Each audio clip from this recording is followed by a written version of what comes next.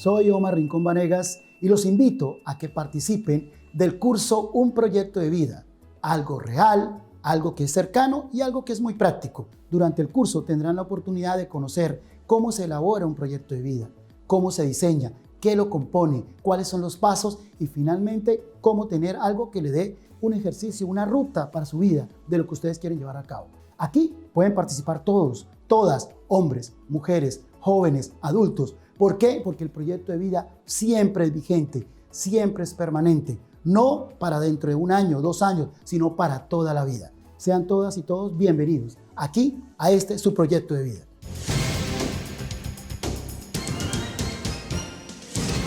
Más información en universidadposible.com.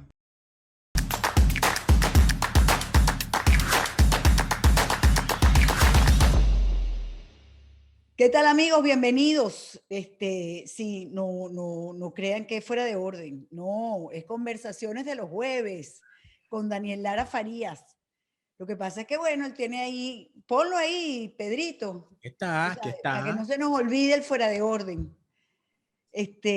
Mira, Dani, me enteré esta mañana, viendo la información, que ya te voy a decir, creo que son 12 facultades que tiene la UCB, y de las 12 facultades, la oposición ganó 11, pero perdió una muy importante, Humanidades y Educación y Comunicación. Humanidad y Educación, que es donde está Comunicación Social. Exacto, que es donde está Comunicación. Y eso a mí me preocupa enormemente, porque precisamente eso es lo que necesita el país: comunicación y humanidad. Quería saber tu opinión, porque como tú eres UCBista. Yo soy UCBista, soy de la Facultad de Ciencias Económicas y Sociales y de la Facultad de Humanidades y Educación, donde a pesar de que no egresé, porque no culminé la carrera de Historia, estudié e hice vida. Exacto. Yo debo decir que yo la UCB la di por perdida hace mucho tiempo, con todo el dolor de mi alma. Yo este año, en diciembre de este año, yo voy a cumplir 20 años de egresado de la UCB. Y yo estoy convencido de que yo no sería completamente todo lo que soy si no hubiese sido porque la Universidad Central de Venezuela me rescató del liceo para llevarme a sus aulas. Yo entré a la Universidad Central de Venezuela en el año 97. Yo no tenía cupo en la UCB. Y en el año 97, y estas cosas a veces es importante recordarlas, en el año 97 había una tendencia en Venezuela donde en la libre competencia por la obtención de cupos en las universidades públicas, los liceos públicos estaban en desventaja frente a los colegios privados, y la mayoría de los ingresos por prueba interna y por altos promedios en las universidades públicas eran de estudiantes provenientes de colegios privados. Porque la educación pública empezó a venirse abajo, empezó a desmejorar la calidad del bachillerato, y por supuesto que en los colegios privados se hacían mayores esfuerzos que en los liceos públicos no. Por lo tanto, yo no tenía cupo en la Universidad Central. Y la Universidad Central, consciente de esa situación, sacó un programa especial que ya va, creo que cumple 25 años ya, que se llama Programa Samuel Robinson. Y en ese año 97 decidieron que ellos iban a crear un programa que iba a ser una nueva metodología de admisión en la Universidad Central de Venezuela, donde iba a contar o sea, se estaban metiendo en la nueva tendencia que se estaba creando en Venezuela ya entre el 96 y el 97, con la gran reforma que hizo para mí el mejor ministro que tuvo el gobierno de Rafael Caldera, que fue el ministro Antonio Luis Cárdenas, quien hizo la última gran reforma que en la historia de Venezuela se ha hecho, para bien, claro está, de la educación, que fue la reforma de la primaria. Como tú seguramente recuerdas, nosotros, los que estudiamos primaria antes de esa reforma, éramos evaluados cuantitativamente del 1 al 20. A partir de esa reforma se cambió ese paradigma y empezó a evaluarse por procesos de aprendizaje y por capacidades, de forma tal que ya el niño no tenía que ser evaluado del 1 al 20, sino en función de la comprensión de las capacidades, satisfactorios, etcétera. Sí. Eso cambió de forma positiva el tema de la educación inicial, y se supone que esa reforma tenía que continuar en el bachillerato. Nosotros tenemos el peor bachillerato de América y quizás del mundo. Ahora. No, ya en aquel momento estaba atrasado. Tú sabes que yo no lo pienso así. Bueno, estoy hablando del 97, porque claro, ya estaba... Yo te estoy hablando quizás de un colegio privado. Claro, pero es que ya para el año 97 ya tú tenías un retraso de por lo menos 15 años, donde estabas utilizando los mismos libros de 15 años anterior. O sea, no había... Eso es posible, tienes razón. Exacto, no había una renovación del currículo y del pensum y de la preparación. El bachillerato ya se había convertido en una instancia que aburría al estudiante y que al final no servía ni para incorporarse al mercado de trabajo ni para incorporarse a la universidad. Eso empezó a cambiarlo Antonio Luis Cárdenas. Pero llegó el chavismo. Se hizo la reforma de la primaria y no se hizo la reforma de la secundaria porque apareció el chavismo con Héctor Navarro y con el teórico de las escuelas bolivarianas, nada más y nada menos que Carlos Lanz, para que la agarren ahí y la tengan y la guinden en un marco y la pongan en la pared. Unas las reformas eran que no pueden raspar a la gente, que tienen que pasar. Eso fue después, pero ellos crearon el concepto de las escuelas bolivarianas. Ah, sí, claro. Que fue todo un retroceso para lo que se había hecho. Pero ¿dónde voy yo con esto? Que la Universidad Central de Venezuela dijo, bueno, en efecto, si se va a dejar atrás ese paradigma de la evaluación por la nota, vamos a nosotros a hacerlo también y vamos a evaluar capacidades para integrarse a la universidad. Y así lo hicieron.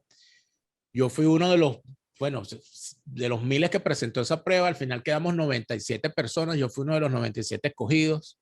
Qué bueno. Esa es la cohorte número 1. Allí se encontraba gente maravillosa como el profesor Cipriano Cruz, la profesora Marta Patricia Aguilera, el profesor Adolfo Macra, dirigido el equipo por una extraordinaria persona, como lo es la profesora Karina Castillo de Imperio, que era la secretaria de la universidad. Yo te oigo y a mí me impacta tu capacidad de retentiva. Porque esas son cosas que yo no voy a olvidar jamás. De hecho, eso fue durante el rectorado de Trino Alcides Díaz, que después se echó a perder, se metió a chavista y llegó a ministro y a director del CENIAT. El vicerrector académico era el profesor Giuseppe Llaneto, que después llegó a rector y fue quien me entregó el título. Y yo recuerdo todo lo que a uno lo enseñaron allí. Es más, la UCB hacía un acto para darle la bienvenida a los nuevos alumnos y se hacía en el aula magna. Y yo recuerdo que ese acto que se hizo en el aula magna para recibir a los nuevos estudiantes incluía cosas como, por ejemplo, una charla de Laureano Márquez. Imagínate tú. ¿No? Echando el cuento de la historia, contando él a su manera la historia de la universidad, vestido con su boina azul identificativa del viejo estudiante de la universidad. Y además de eso, una cosa que a mí jamás se me va a olvidar, es una clase en vivo que nos dio el Orfeón Universitario para enseñarnos el himno de la UCB. Qué belleza. O sea, todas esas cosas. ¿Y todo eso se eliminó? Yo no sé si se eliminó o no. Yo lo que sé es que ese espíritu ucebista en el que uno entraba a la universidad y uno no quería salir de ahí nunca. Y cuando uno se graduaba, uno sentía que lo estaban expulsando. Entonces uno quería buscar la manera de regresar. Eso, lamentablemente, la universidad lo fue perdiendo. Y ya para el momento en el que yo entré, ya uno se daba cuenta de cosas en las que poco a poco la Universidad Central fue cayendo en algo que luego contaminó al país. Porque la gran mayoría de los profesionales y de las personas que formaron parte de los gobiernos, sobre todo el gobierno de Chávez, venían de la UCB. Y se llevaron todas esas malas mañas. Una universidad donde yo siempre me preguntaba, pero ¿cómo es posible que aquí tengamos una escuela de computación y todavía tengamos que hacer un proceso de inscripción con un papelito y con papel carbón? ¿Cómo es posible que aquí exista la escuela de administración más importante del país y administrativamente esta universidad sea un desastre? Okay. ¿Cómo es posible que aquí tengamos la escuela de derecho más importante del país y los procesos legales de esta universidad para con el trato con lo demás sean un asco? O sea, todas esas cosas fueron haciendo metástasis hasta el punto que ahorita tenemos a una señora que dice ser rectora de la universidad y lleva 11 años en el cargo, 13 años en el cargo, con todas las excusas del mundo. No, porque es que nosotros, porque es que el gobierno no nos deja, el gobierno no nos deja salir del cargo. Eso debe ser la cosa, esa es la excusa más impresionante de la historia. El gobierno no nos deja entregar el cargo. Entonces uno dice, pero es que las castas y las roscas de la Universidad Central de Venezuela, de las cuales forma parte la actual rectora, que hicieron metástasis en esa universidad, son las causantes de que esa universidad se esté cayendo y que haya caído en manos del chavismo. Por lo tanto, a mí no me tiene que sorprender que gane quien gane, porque gane quien gane allí, ninguna de las tendencias dentro de la universidad quiere a la UCB. Eso no es el papel de ellos. Lo de ellos es otra cosa, hacer política a nombre del reloj de la UCB, que bueno, que si hablara, mira, si el reloj de la UCB tuviese vida, ya hubiese caminado, si hubiese ido por el tapón del Darién. Hubiese desaparecido del horror de ver lo que ocurre en esa universidad.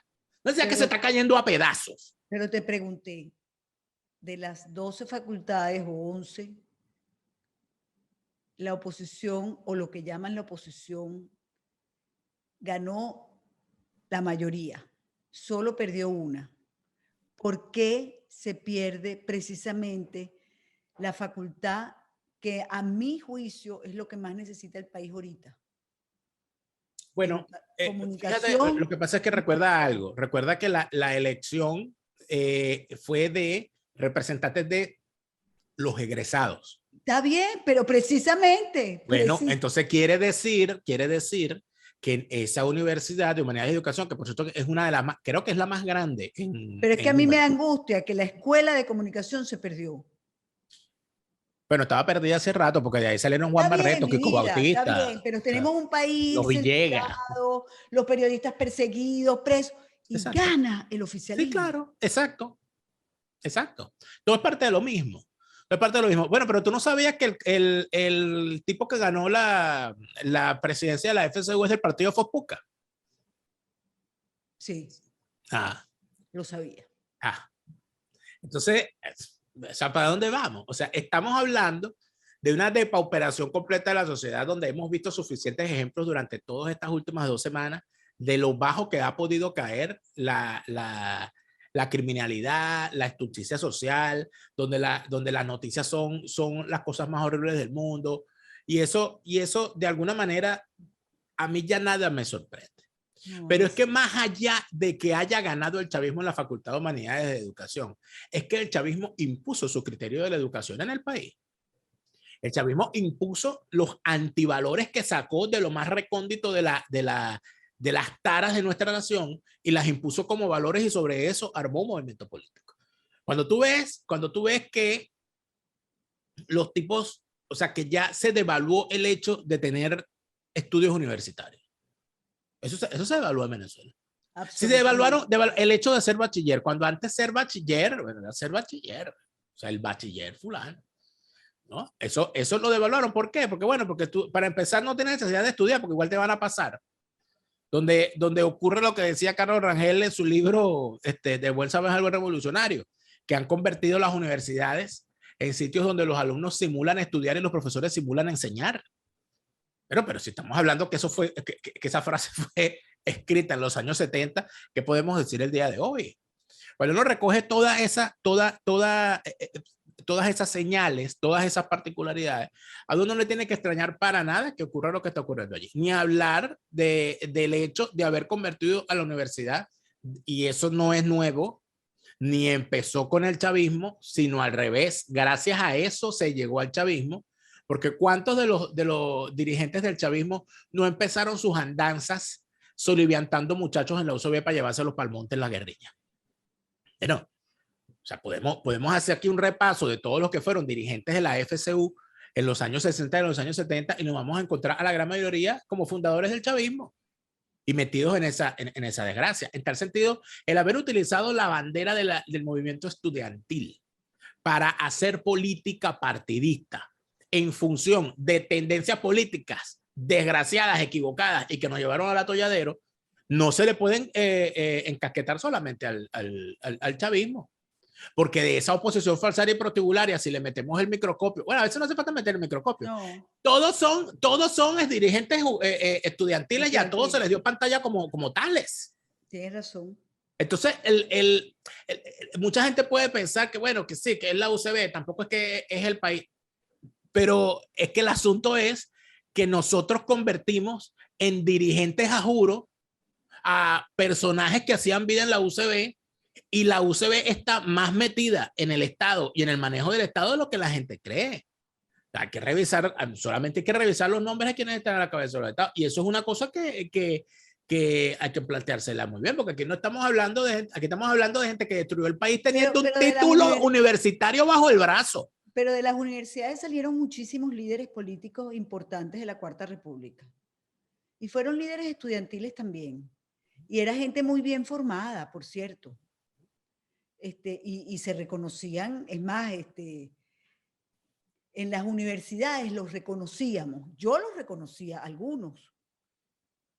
Te estoy hablando de la mía, de la católica. Claro. Lo que pasa es que después vino esta descomposición, esta cosa. Lo que sí no había era que por ser líder estudiantil, los medios te abrieran las puertas y te financiaran. Eso era lo que no había. Podía ser que los canales, te estoy hablando de cuando había democracia, no te estoy hablando de la dictadura, de la democracia.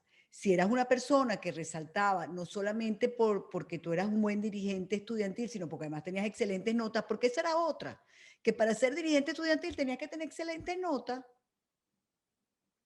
Yo no sé ahora, ni sé en estos tiempos, yo no sé con cuántos se graduaron todos esos muchachos. Yo no sé con cuántos se graduó Ricardo Sánchez, por ejemplo. No se graduó. Ah, no se graduó. Claro que no, Ricardo Sánchez, es más, yo te voy a decir, Ricardo Sánchez es de la Escuela de Estudios Internacionales, en la cual yo egresé. Ricardo Sánchez terminó todas las materias y no se ha graduado porque no le ha dado la gana de hacer el servicio comunitario. Ah, bueno, pero entonces fíjate, ¿ves? Eso no pasaba Stalin González no se ha graduado de la Escuela de Derecho. Ah, tampoco. Juan Requesens no se ha graduado de la Escuela de Ciencias Políticas. Miguel Pizarro no pasó del tercer semestre de Comunicación Social. Ah, no, chico, pero estábamos hablando entonces de una cosa espantosa. Carlos Paparoni, que anda en los Estados Unidos vendiéndose como el tipo que logró las sanciones tal y todo aquello. Ese señor pasó por 2 universidades, ninguna de las 2 universidades pasó por él y no tiene título en ninguna de las 2. O sea, es que el asunto va precisamente hacia un tema ético. Hay además de eso otros que pasaron, bueno, 20 años estudiando para graduarse. Y lo graduaron, como decía un profesor, tiene un profesor que decía que había gente que pasaba la materia, el profesor Octavio Danesi, el profesor de economía, decía, no, hay gente que pasa por insistencia. El profesor se cansa de verle la cara y dice, ay. Bueno, que era lo que no pasaba antes. Pero ahí es donde lo que te quiero el decir, eran gente que tú decías, oye, era buen estudiante, para ser dirigente tenías que tener excelentes notas. Y eso fue lo que vimos en una época en Venezuela, por eso era tan importante. Sí, pero también está el otro tema, que independientemente de que hubiesen sido buenos, hubiesen sido destacados dirigentes después de su paso por la universidad, yo soy, viendo todo lo visto, partidario de prohibir la actividad partidista dentro de las universidades. No, yo estoy absolutamente de acuerdo contigo. Porque pero nos hizo muchísimo daño. Yo estoy de acuerdo contigo. Lo que yo no niego es que uno tiene sus preferencias políticas ya a esa edad. Por supuesto que las tiene, yo las tenía, ya yo entré a la universidad, yo estaba metido en un partido, yo estaba haciendo política. También, yo obviamente, yo creo que no me había metido en el partido, pero me gustaba. Pero el utilizar a la universidad como trampolín partidista, no, eso no me gusta. Me parece una cosa deleznable, independientemente de que se haya tenido pero gente. Pero es que además ahora los partidos les dan dinero y lo financian. Claro, ¿no? Y entonces esto es un festín de dinero y de compraventa de voluntades que entonces comienzan a ser falsarios desde su más tierna edad. Comienzan es que uno vio cosas terribles. Ojo, yo nunca fui dirigente estudiantil, nunca me gustó ser, porque ya yo estaba en un partido y entonces eso de la dirigencia estudiantil a mí no me daba. Pero bueno, hubo gente a la que uno conoció, yo sí conocí dirigentes estudiantiles que eran tan buenos estudiantes y tan buenos dirigentes que después de eso no siguieron en la política. Neomar Hernández yo también conocí unos muy buenos y me casé con uno. Pero mira. Exacto. Sí, Bueno, pero era muy bueno, era el mejor de su clase, era un gran estudiante. Pero fíjate, Neomar Hernández fue uno de los primeros en su promoción y se graduó, o sea, y se graduó en el tiempo con muy buena nota. Y Neomar Hernández fue presidente adjunto del Centro de Estudiantes de Comunicación Social, que ahí fue donde yo lo conocí como dirigente estudiantil.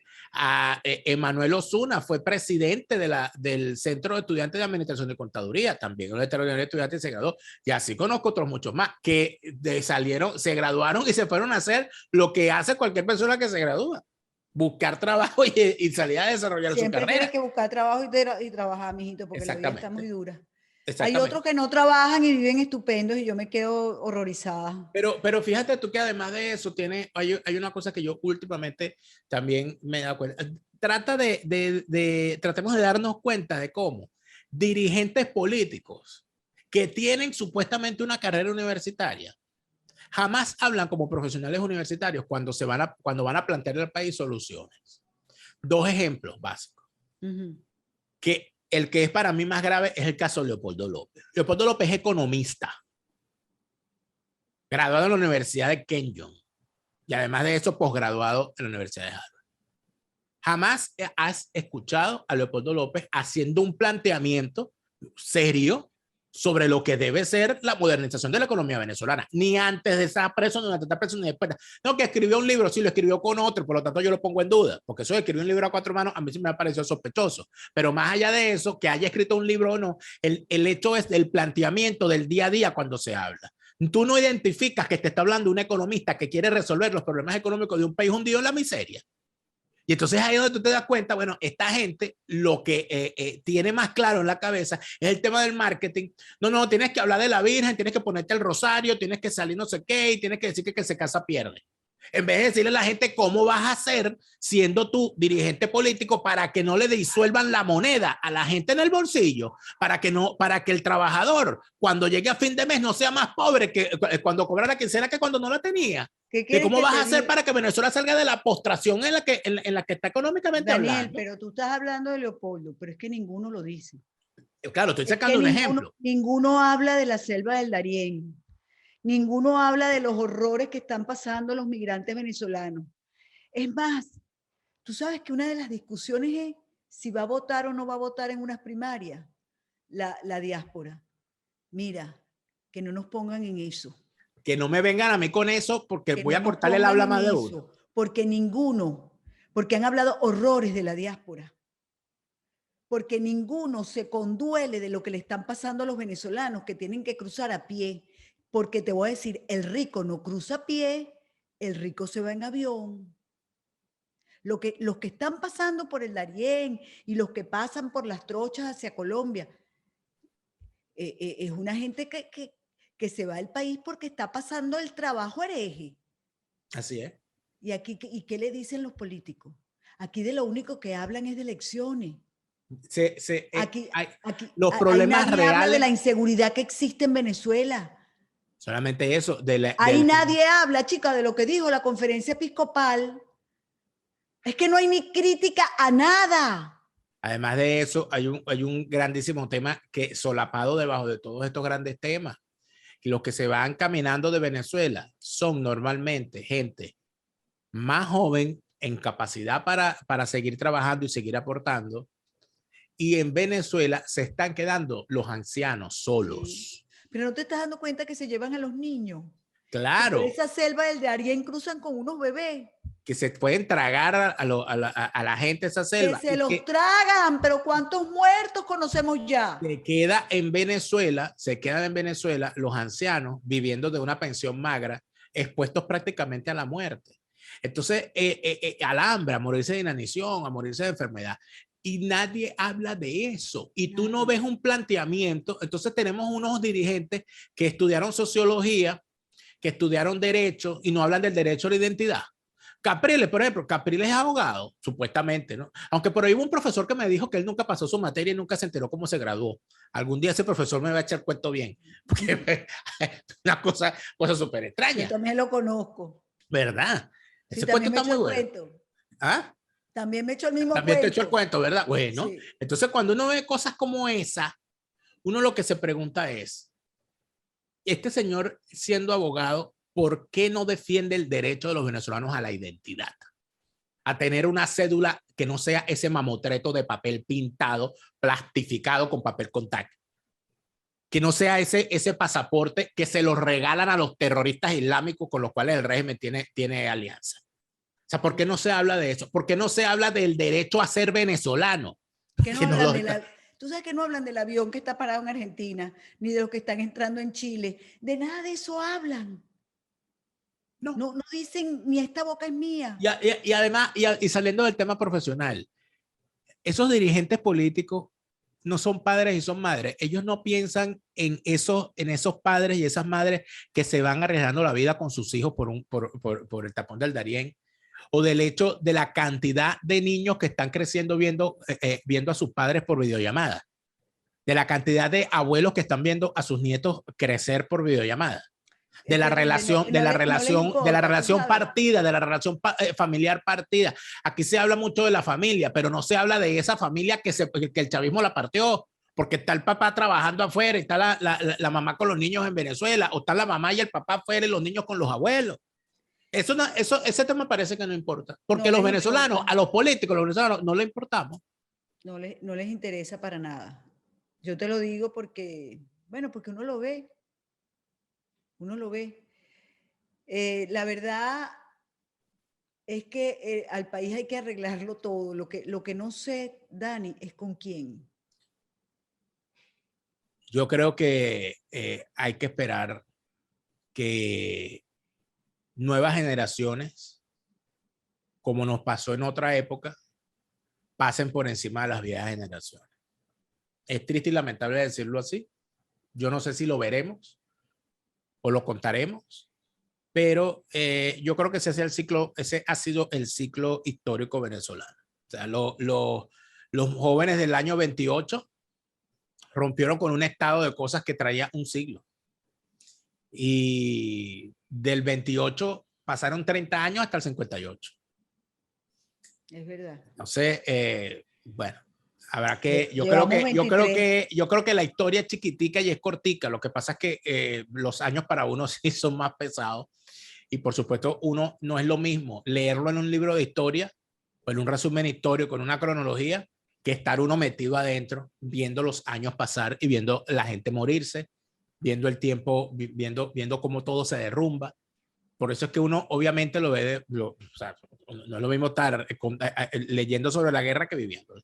Pero yo creo que el desarrollo histórico que esto lleva es una cosa que más o menos está quedando ya al descubierto. Porque la matachina interna del chavismo es una cosa que no se va a detener. Y además de eso, yo sí creo que no hay mal que dure 100 años, porque es imposible que lo dure.